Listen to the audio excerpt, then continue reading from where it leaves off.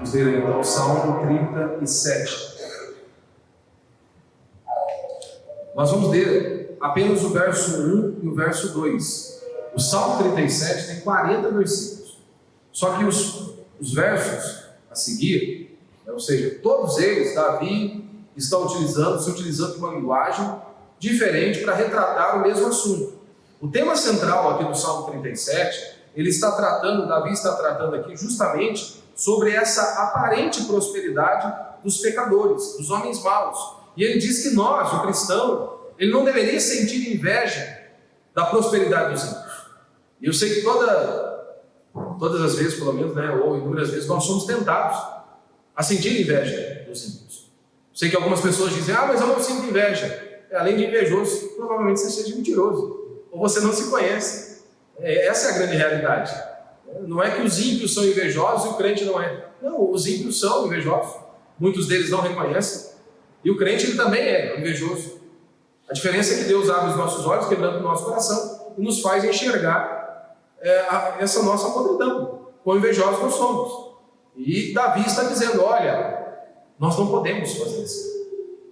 Mas se você insistir em dizer, não, eu não sou, então você é melhor que muitos homens da Bíblia, do que muitos servos de Deus, né?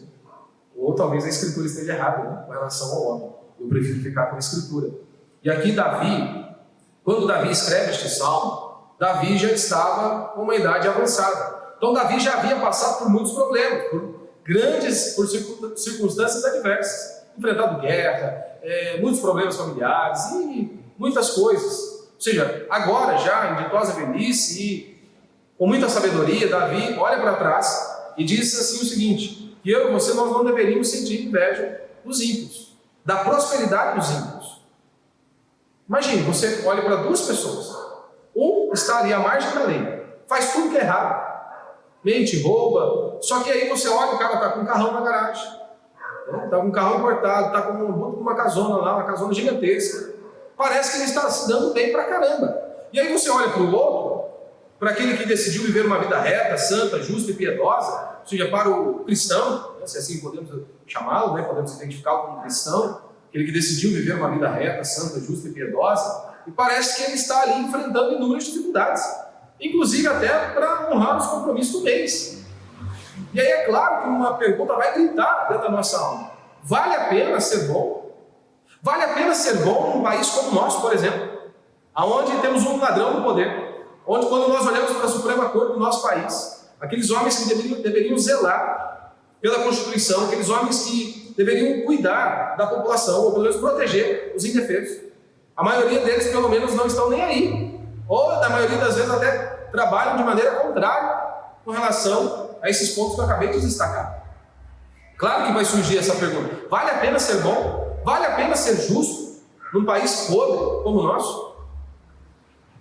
Compensa continuar fazendo o bem, andar de maneira reta, santa, justa e piedosa, fazer o que é certo? A resposta que a Escritura nos dá, todas as vezes, e aqui hoje, o salmo que nós estamos meditando, a resposta é sim, vale a pena ser bom, vale a pena ser justo, vale a pena andar de maneira reta, santa e piedosa. Por quê? Porque os olhos do Senhor estão sobre nós. Esse é o argumento de Davi. Esse é o argumento de toda a Escritura. Não interessa se todo mundo faz errado. O cristão deve obedecer a Deus, obedecer a sua palavra. Então o tema que está diante de nós, e a base deste salmo, é o tema da mensagem: não tenha inveja da prosperidade dos ímpios. E Davi vai argumentar o porquê nós não devemos ter inveja dos ímpios. Porque pense comigo, meu irmão. Pense comigo, né? Vamos ler aí o verso 1 e 2, e aí então seguimos aí para a explanação do texto. Salmo 37, verso 1 e verso 2. Davi diz o seguinte: olha, não te aborreças por causa dos homens maus, nem tenhas inveja dos malfeitores, pois em breve secarão como relva, murcharão como a erva verde. Então veja o cenário que ele está dizendo. Não te aborreça por causa dos homens maus, nem tenha inveja dos malfeitores. Qual que é a justificativa que ele dá? Qual que é o argumento que ele dá? Para que eu e você não venhamos ter inveja deles? Pois em breve secarão como relva, murcharão como a erva verde. Essa é a ótica da Escritura. Essa é a ótica da Escritura. Pense comigo. Um traficante, o cara que comandava uma boca de fumo aí, né? Vamos dizer. que o cara ganhava talvez aí, sei lá, uns 30 mil reais por mês, para trabalhar de maneira ilícita, né? Ou seja, ter um negócio totalmente errado, e talvez no boi, na tranquilidade, ganhando lá os seus 30 mil, se não for mais. Imagine que essa pessoa se converte. O Espírito Santo abre os olhos, quebrando o coração, e essa pessoa abandona esse caminho. E abandona esse caminho. Sai fora desta vida. E agora ele vai precisar sobreviver. Ele vai precisar arrumar um trabalho digno. E via de regra, pode ser que ele tenha que trabalhar debaixo de sol a sol. Ou de chuva a chuva.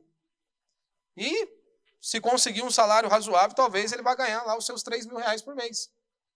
Mas compara 3 mil reais comparado com 30 mil, para o cara trabalhar bem, você acha que uma pessoa dessa não pode ser tentada? Quando ele estiver voltando do seu trabalho, todo arrebentado, todo moído, e ele passa e vê o Zé Droguinha lá na esquina, ou ele vê, ele sabe, puxa, tem um dono da biqueira ali, o cara está arrebentando de ganhar dinheiro. Você acha que ele não pode ser tentado a olhar a prosperidade dos ímpios e invejá-los? Puxa, da mesma maneira isso pode acontecer com um pastor. Se ele é honesto, ele pode invejar um pastor desonesto. Aonde o cara ele cresce, não porque ele está fazendo o que Deus disse em sua palavra.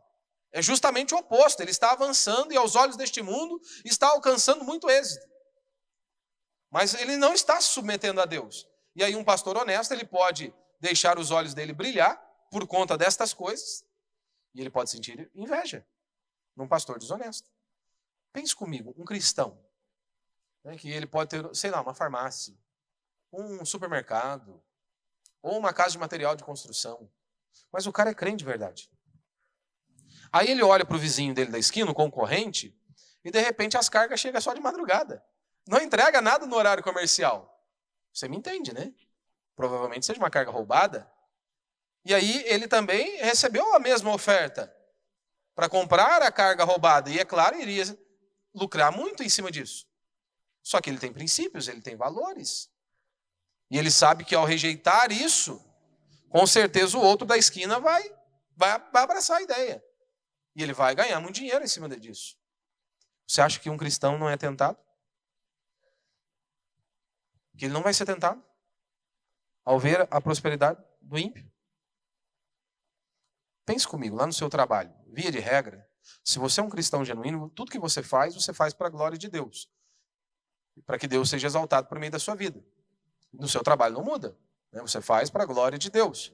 Mas veja, na maioria das vezes, quem se dá bem lá na firma? É o cara que anda todo torto, faz tudo errado, né? Não tem princípio algum, não tem valor algum, mas via de regra é ele que é levantado ali.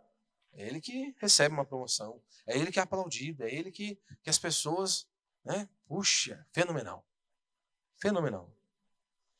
E isso pode acontecer por muito e muito tempo. Por muito e muito tempo. E você pode ser tentado a olhar a prosperidade dos ímpios e almejar aquilo que eles possuem.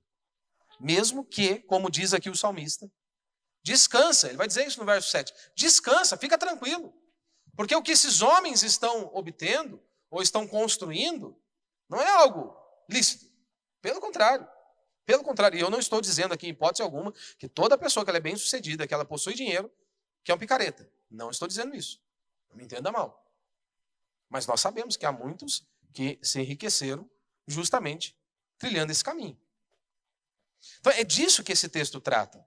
A tentação que os justos, né, passam ao ver a prosperidade dos ímpios. Se você se lembra, lá no Salmo 73, Asaf inicia o Salmo dizendo, quase me resvalaram os pés. Ou seja, quase que eu desviei da fé. E sabe qual que era o motivo? Porque ele olhou a prosperidade dos ímpios e ficou cego por conta disso, ao ponto de chegar a dizer o seguinte, olha, os ímpios, eles não sofrem como os demais homens. Os ímpios, eles não são assolados pelas enfermidades que os demais homens sofrem. Meu irmão, isso é uma loucura. Todo homem está sujeito a uma enfermidade, todo homem está sujeito a dores e sofrimentos. Mas Asaf ficou tão cego. Sabe por quê? Porque ele olhou e viu a prosperidade dos ímpios e olhava para o justo e via sofrimento, dor, angústia, aflição. E isso gerou dele uma angústia profunda. Ele descreve lá no Salmo 73. Aqui não mudou. Davi está descrevendo o mesmo cenário. Davi diz aí no verso 7, né? Descansa no Senhor e espera nele. Não te aborreça por causa daquele que prospera em seu caminho, por causa do que trama o mal. Não fica preocupado não, descansa. Na revista atualizada vai dizer que ele leva a cabo os seus desígnios, né?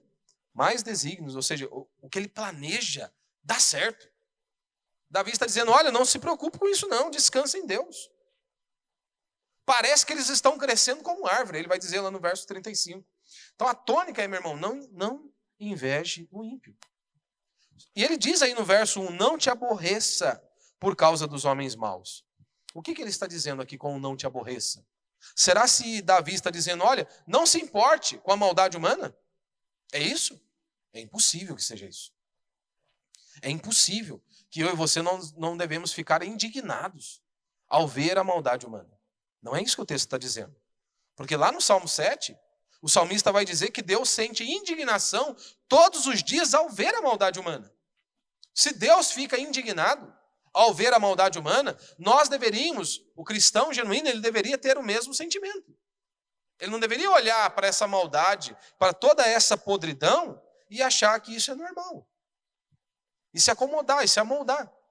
Você se lembra de Paulo? Paulo chega e a idolatria está tomando lugar. O que ele fez? Cruzou os braços, ficou de boa? Ele ficou indignado.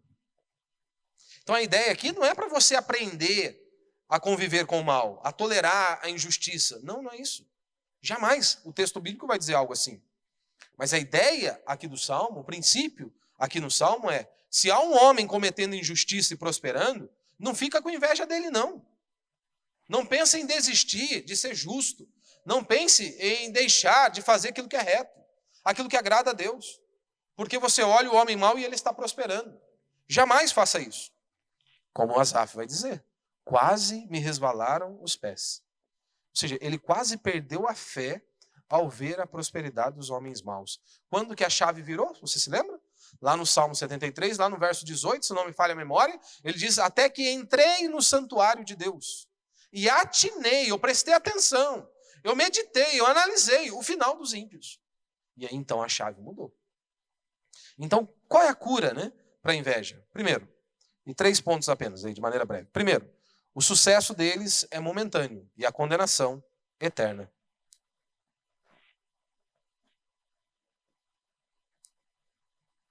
Essa sempre é a ótica bíblica com relação aos ímpios.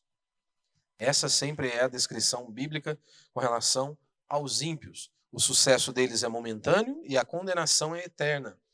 Os ímpios, eles só irão desfrutar de 70, 80 anos. Podem desfrutar, ter muito dinheiro, sucesso, fama, serem aplaudidos.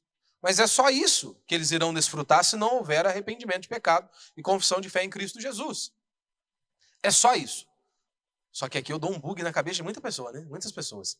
Pastor, mas só isso? Dinheiro, sucesso, fama? Isso era tudo que eu queria. E os crentes estão com essa perspectiva. E não há nenhum problema, nós não temos nenhuma aversão à prosperidade. Não.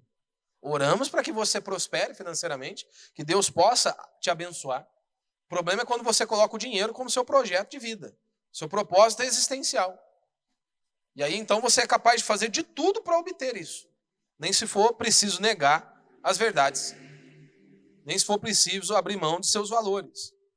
Então, Asaf, lá no Salmo 73, ele diz o seguinte, eu olhei e estava tão cego, porque ele diz isso, eu estava embrutecido, como um animal irracional. Ele ficou cego por conta do pecado dele.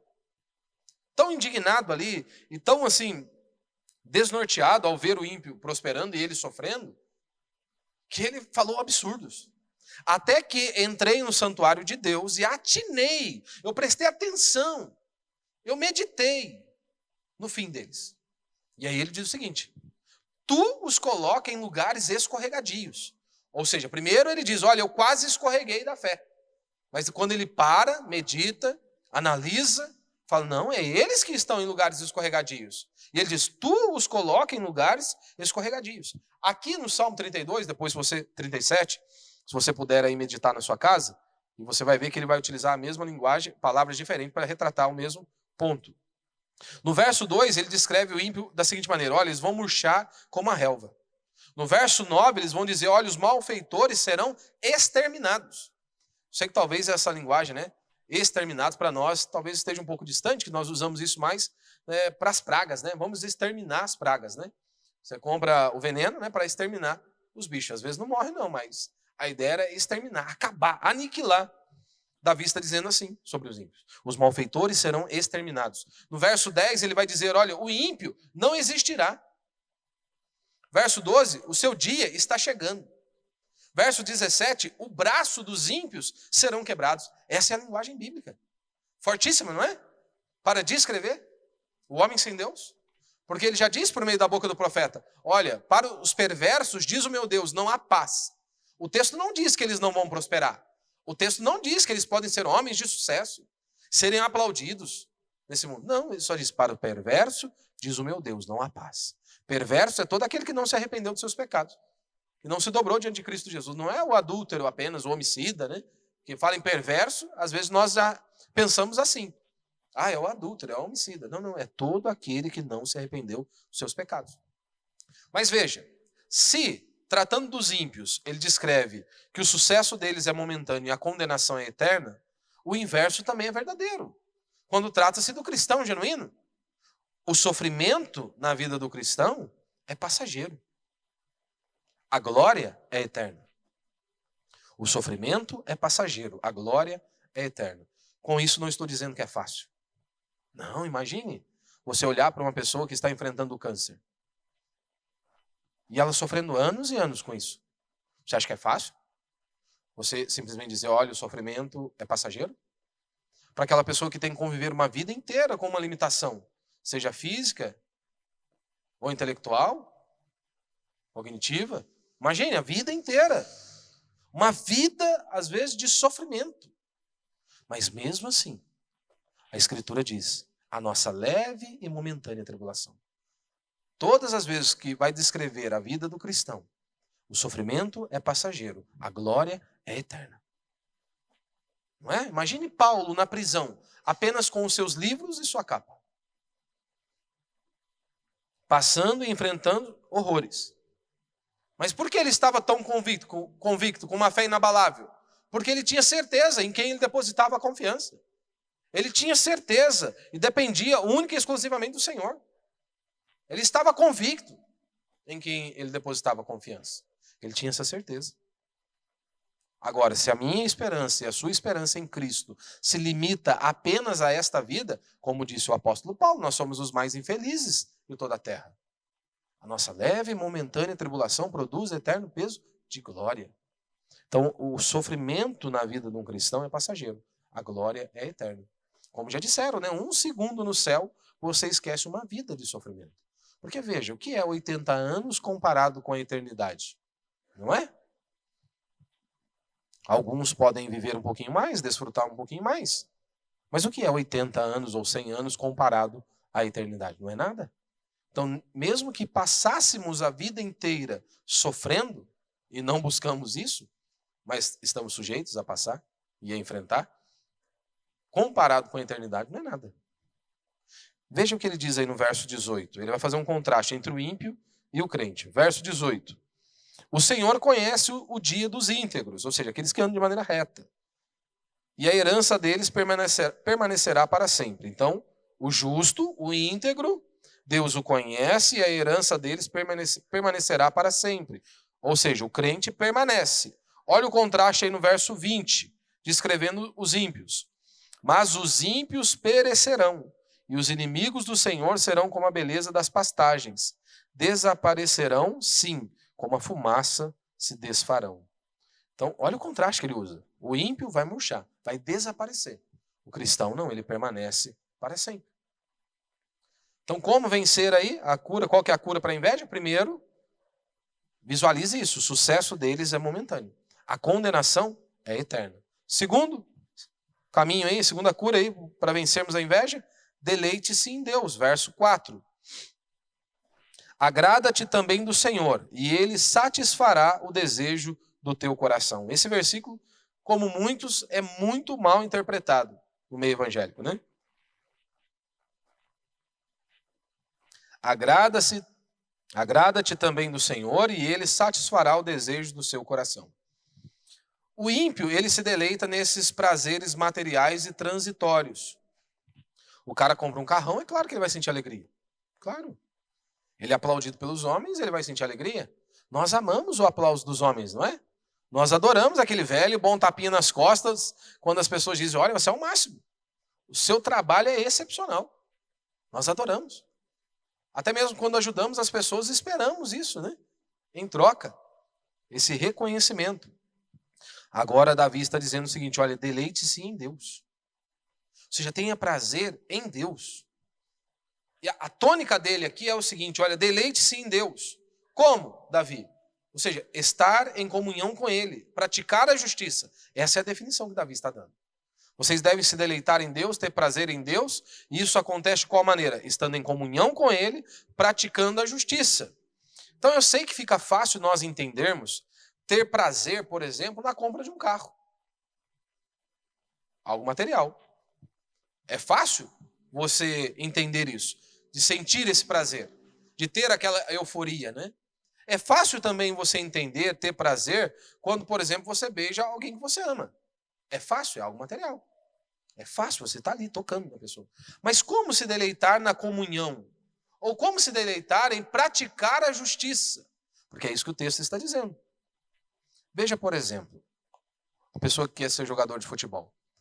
Via de regra, se dedicam muito.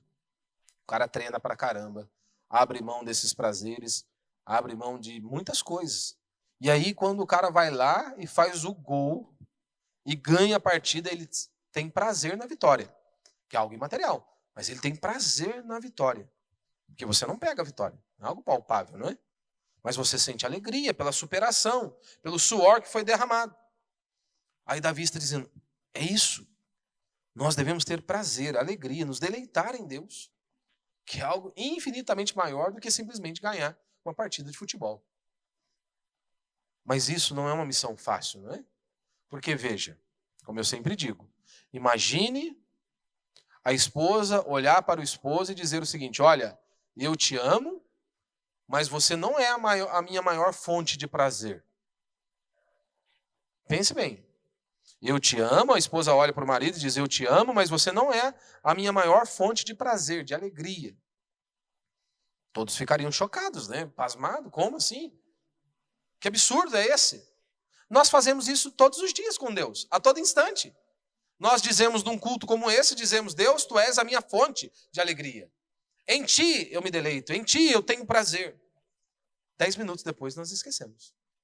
Nós nos alegramos em qualquer outra coisa, menos em Deus. Temos prazer em qualquer outra coisa, menos em Deus, em servir a Deus, em cultuar a Deus, em viver para Deus. Prazer em estar em comunhão com Deus. O salmista lá no Salmo 84, ele vai dizer isso. Eu tenho prazer em estar em tua presença. Eu tenho prazer de estar ali celebrando ao Senhor. Como que Deus confere isso? Né? Como que nós temos esse prazer? Ora, Deus pode conferir alegria e força a mim e a você. Não é isso que o salmista vai dizer? A alegria do Senhor é a nossa força. Então nós podemos contemplar, né, por meio disso. Deus confere alegria e força. Veja aí comigo o verso 16. Verso 16. O pouco que o justo tem vale mais do que as riquezas de muitos ímpios. O pouco que o justo tem vale mais do que as riquezas de muitos ímpios. Meu irmão, isso aqui é um milagre. É um milagre. Com pouco você se sente feliz. Isso aqui é um milagre. Eu sei que muitas vezes nós, se você não tem, você fica almejando. O dia que eu tiver essa quantidade de dinheiro, o dia que eu tiver aquela casa, o dia que eu tiver aquele carro, então eu vou me sentir completo. Isso é tolice. E eu não estou dizendo que você não deva almejar coisas melhores ou maiores, não, em hipótese alguma. Mas lembre-se, a nossa maior fonte de alegria e prazer é Deus. Como o autor de Eclesiastes vai dizer, olha, até o cara desfrutar do suor do trabalho dele, comer, beber e se alegrar, é fruto, é dom de Deus, ele diz. Quantos ímpios são poderosíssimos, que têm aí, olha, muitas e muitas coisas, e vivem infelizes. Uma vida desgraçada, medíocre, sem sentido e sem significado. Mas aí o crente, ele olha para ele e diz, nossa, quando eu tiver aquilo, então a minha vida terá significado e sentido. Se você vai aqui para o litoral, né, para Ubatuba, se você conhece alguém, ou talvez você possa ter uma casa ali, né, pertinho você pode desfrutar. Mas via de regra, se você conhece um pouquinho ali, tem muitas mansões ali. Via de regra, sabe quem desfruta das mansões? São os caseiros. Porque muitas delas, os donos não aparecem, às vezes, quando aparece uma vez ao ano. Mas o cara tem que ter, ele tem que mostrar que ele tem poder aquisitivo. Que ele pode ter uma casa em qualquer lugar que ele quiser, ou em vários lugares. Mas aí o crente, ele olha para o ímpio e diz, quando eu chegar naquele patamar, aí então eu vou estar bem. Não, com pouco ele diz, eu me alegro. Eu sinto feliz. Isso aqui é um milagre, meu irmão. É um milagre. Se não for Deus operando na minha e na sua vida, esquece. Veja, por exemplo, diante dos problemas, como que Deus nos dá força. Mesmo diante dos problemas, por que você não sucumbiu? Por que você não meteu uma bala na cabeça? Por que não deu cabo da própria vida? Cada um de nós sabe dos nossos sofrimentos, das nossas dores, das nossas angústias e aflições. Quantas pessoas que, ao passar por sofrimentos, angústias e aflições, simplesmente decidem encerrar. Não, isso aqui para mim não dá. Por quê? Você tentou de novo. Por que nós levantamos mesmo em meio a tantos problemas, tantas dificuldades? Isso aqui é um milagre, se não for Deus nos dando força para mais uma vez tentar e prosseguir com a graça dele, isso aqui é um milagre, meu irmão. Quantas pessoas dão cabo da própria vida diante dos problemas, angústias e aflições? Nós poderíamos ser apenas mais um na estatística, não é? Mas por que o cristão se levanta? Porque Deus é a força dele. Que às vezes você nem consegue enxergar. Você não sabe nenhum motivo do porquê ainda continuar. Mas é a graça de Deus. É Deus conferindo alegria e força a mim e a você. Nós vemos, né, e nos deleitamos em Deus porque Deus confere propósito a mim e a você. Deus confere propósito. Ou seja, aqui está a grande diferença de como nós enxergamos a vida. Um cristão genuíno, ele sabe que tudo que ele faz é para Deus e para a glória de Deus. Um cristão genuíno, ele vive com essa perspectiva. Eu não vou viver uma vida insignificante. Porque com Deus nada é insignificante. Mas veja a ótica do mundo, dos ímpios. Qual que é a perspectiva de um ímpio? Eu preciso fazer algo grande para que todos contemplem, porque senão todo o meu esforço será em vão. Se eu não for aplaudido pela maioria, ou seja, a minha existência foi um fracasso. Um crente não tem esse medo. O crente ele não tem esse medo. Porque se ninguém ver o trabalho dele, ele sabe, o Senhor vê. Então por isso que não há nada insignificante quando nós vivemos uma vida para Deus, para que Ele seja glorificado. Porque veja, uma mãe, se ela existe para Deus e para a glória de Deus, quantas vezes ela tem que levantar, às vezes de madrugada para cuidar do filho. Noites de sono perdida. Que na maioria das vezes pode ser que os filhos não reconheçam isso lá na frente. Que nem sequer eles tenham noção do que os pais passaram. Mas por que continua fazendo? Porque ela acredita que os olhos do Senhor estão sobre ela. Ou seja, mesmo que não receba e não esteja nos holofotes, mesmo que não receba o aplauso de ninguém, mas se faz para Deus e para a glória de Deus, ela sabe, Deus está vendo. Como aquele velho exemplo, né? O cara está lá pintando o teto de uma igreja, aonde depois viria, né, um forro. Ou seja, ninguém iria ver aquela pintura. E ele dedicando dedicando todo o seu tempo e habilidade para fazer o melhor. E aí então indagaram, mas por que você está fazendo isso e ninguém vai ver? A resposta foi, mas Deus vê. Deus está vendo. Isso aqui, meu irmão, é libertador e é maravilhoso. É fantástico. Porque mesmo que nós não estejamos nos holofotes, se nós vivemos com essa perspectiva, a perspectiva correta, de que Deus nos confere propósito, ou seja, se eu estiver fazendo o que Deus ordenou, ótimo, acabou. Essa é a pergunta. Eu estou fazendo o que Deus ordenou? Porque se Ele quiser te colocar nos holofotes, Ele vai colocar. Se Ele quiser fazer, Ele vai fazer, Ele pode fazer. Ele tem poder para isso. Então fique tranquilo, faça o seu melhor para que Ele seja exaltado. E se Ele quiser te colocar lá no destaque, Ele vai colocar.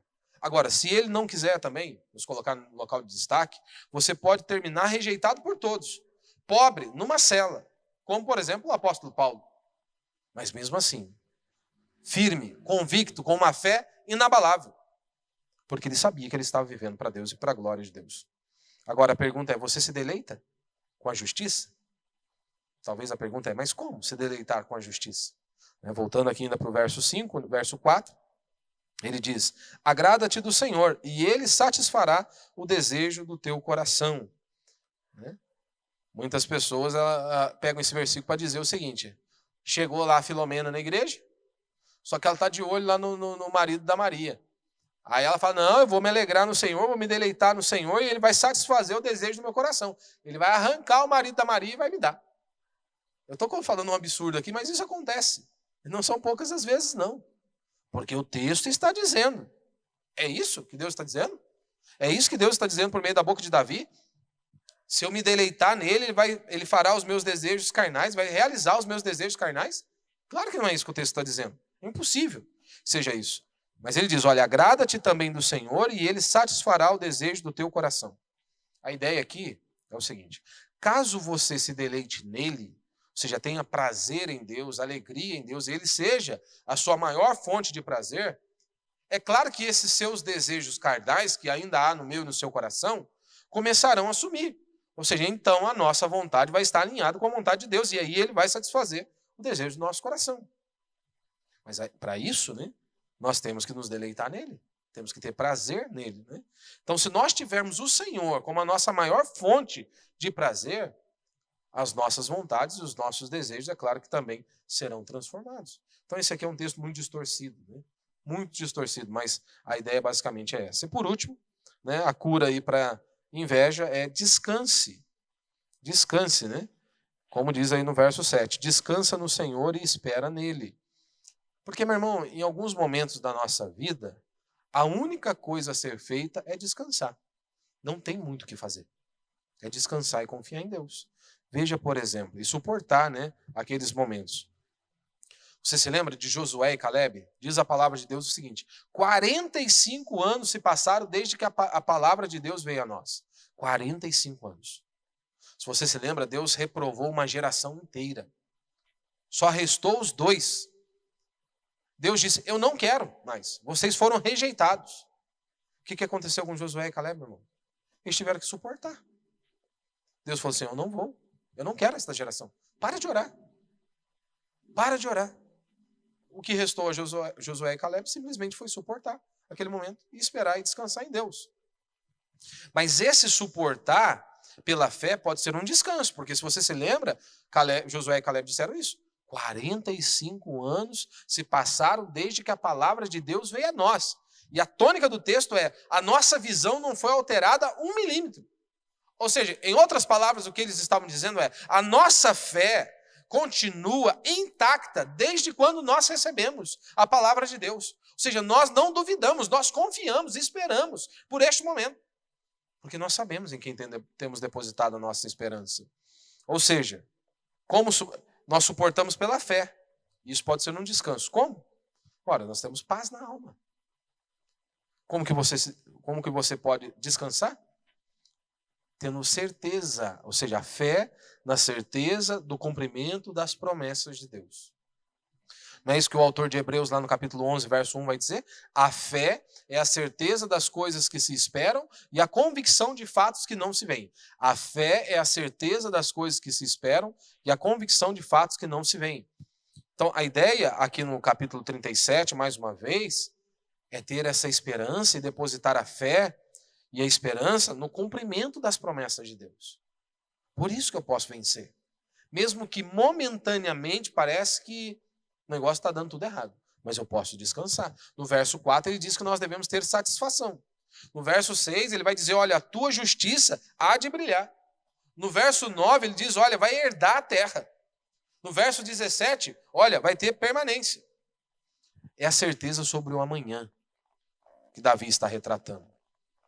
Como diz o autor de Hebreus, a fé é a certeza das coisas que se esperam e a convicção de fatos que não se veem. Veja, tudo está no futuro. E é claro que Deus pode nos abençoar hoje. Equilíbrio, meu irmão, equilíbrio. Inúmeras vezes, aqui neste salmo, ele está tratando da eternidade, das bênçãos espirituais. Mas muitos dos salmos que nós já meditamos aqui, ele está falando literalmente de uma bênção material. Então é claro que nós temos que ter esse equilíbrio, porque tem gente que, não, eu só fico com as bênçãos espirituais. Rejeita a bênção material. O outro só fica com a bênção material. Rejeita a bênção espiritual. Equilíbrio. Jesus nos disse isso. Né? Eu vou suprir, eu vou cuidar de vocês. Então não há nenhum problema nós orarmos pedindo a providência. Não há nenhum problema nós orarmos, não é pecado algum nós orarmos pedindo que Deus possa suprir as nossas necessidades. Não há pecado algum. Só que parece que alguns que tem uma repulsa, né? Ou eu fico de um lado, ou eu fico de outro. Neste salmo em específico, tudo está relacionado ao futuro. Ao futuro. Do verso 2 ao verso 10 você vai perceber isso. A eternidade. Certeza sobre o amanhã. Não foi isso que Paulo disse? Olha, os sofrimentos do tempo presente não se comparam com a glória que há de ser revelada. Ou como disse João, vai chegar um dia que ele vai enxugar dos nossos olhos toda lágrima. Não vai haver dor, sofrimento, morte, pecado. Não vai. Então, meu irmão, ainda que Deus seja misericordioso, gracioso comigo, com você, e queira te colocar num local de destaque, lembre-se o seguinte. Ainda que você seja como Davi, que você tenha a sua justiça brilhando nesta terra, que você herde muitas coisas nesta terra, lembre-se, aqui não é a nossa pátria. Não foi essa a linguagem que Abraão usou? Não é essa a linguagem que é descrita lá pelo autor de Hebreus no capítulo 11, no verso 9, que vai dizer o seguinte, olha, pela fé, peregrinou na terra da promessa, como se fosse terra estrangeira, habitando em tendas com Isaque e Jacó, herdeiros com ele da mesma promessa, porque ele esperava a cidade que tem fundamentos, da qual Deus é o arquiteto e o construtor. Ou seja, quando ele chega e depara com a terra prometida, qual é a reação? Puxa, não é isso que Deus falou. Ou seja, era algo infinitamente maior, grandioso. Ele estava com a perspectiva além, naquilo que Deus havia dito. Então, por mais que eu e você possamos, se Deus quiser te colocar numa posição de destaque, você possa desfrutar do melhor aqui neste mundo, lembre-se, a nossa pátria não é aqui. Você deve louvar a Deus e agradecer a Deus por Ele ter te dado esse privilégio. Mas mesmo assim, os olhos na eternidade. Que a nossa pátria não é aqui. Então, meu irmão, para você vencer e para a gente encerrar, como eu disse lá no primeiro princípio, né? O sucesso deles é momentâneo e a condenação é eterna. Então nós temos que tomar muito cuidado aqui, porque senão você pode cair para um outro pecado. Porque veja, imagine se nós tivéssemos o poder de voltar no tempo e você está lá no dia que vai ter a primeira viagem do Titanic. Aquele negócio suntuoso, pomposo. Só que você sabe, rapaz, isso aqui não vai durar nada, vai todo mundo morrer. Pelo menos a maioria vai morrer. O negócio vai virar nada. E você, apenas você tem essa ciência. Aí você está lá. Você tem a oportunidade de ir no Titanic. Ou você vai no seu botinho lá mesmo, no barquinho lá. Né, só no reminho. Só que como você já sabe, você olha e fala, não, você é maluco, rapaz, não vai entrar nesse troço aí não. Daqui a pouco vai todo mundo morrer, vai ficar sem nada. Só que aí todo mundo subindo e olha para você naquele botinho lá feio, só com o reminho ali, podem zombar da sua cara, tirarem sarro de você. Você não vai ficar chateado. Ah, não vai. Porque você já sabe o desfecho. Você já sabe o final. Rapaz, esse povo não tem nem noção do que eles estão fazendo. Na furada que eles estão entrando. Ou seja, você pode até sentir pena. Né? Até pena. Fala, não. Daqui a pouco está todo mundo morrendo. Eu estou de boa, estou tranquilo. Vou seguir a minha viagem. É mais ou menos isso. É mais ou menos isso. Para que sentir inveja? Se o sucesso deles é momentâneo e a condenação é eterna. Aí você e eu temos que tomar cuidado, sabe por quê? Porque daí você pode destilar o veneno aqui. Você pode cair para o outro pecado. Você olhar para o ímpio e falar, tá vendo o que adianta, né? Às vezes você não tem coragem de verbalizar, mas lá no coração passa isso aqui. Aí, o que adianta? Tem carrão, casão, mas vai para o inferno. Melhor ser pobre mesmo. Às vezes você não tem coragem de verbalizar, mas é isso que passa lá dentro do coração. Isso é errado também, é pecado também. Ah, tá vendo? O que adianta ser rico, casão, carrão, família toda destruída. Aqui nós somos pobres, mas família está unida. Não, gente, não pode cultivar isso também no nosso coração. E devemos orar para que Deus tenha misericórdia, possa abrir esses olhos, quebrantar corações, que nós possamos ter esse instrumento nas mãos do Senhor para levar o Evangelho. E aí, né, quando você olhar o sucesso dos ímpios, que você não inveje a prosperidade dele. Olhe para que Deus te abençoe. Trabalhe de maneira árdua e olhe para que Deus possa te abençoar. E se Deus quiser te colocar uma posição de destaque, pode ter certeza que Ele vai fazer. Mas sempre faça com essa perspectiva. Os olhos do Senhor estão sobre mim. Então eu devo fazer o meu melhor para que Ele seja glorificado. Que Deus tenha misericórdia de nós. Vamos ficar de pé, vamos orar a Deus.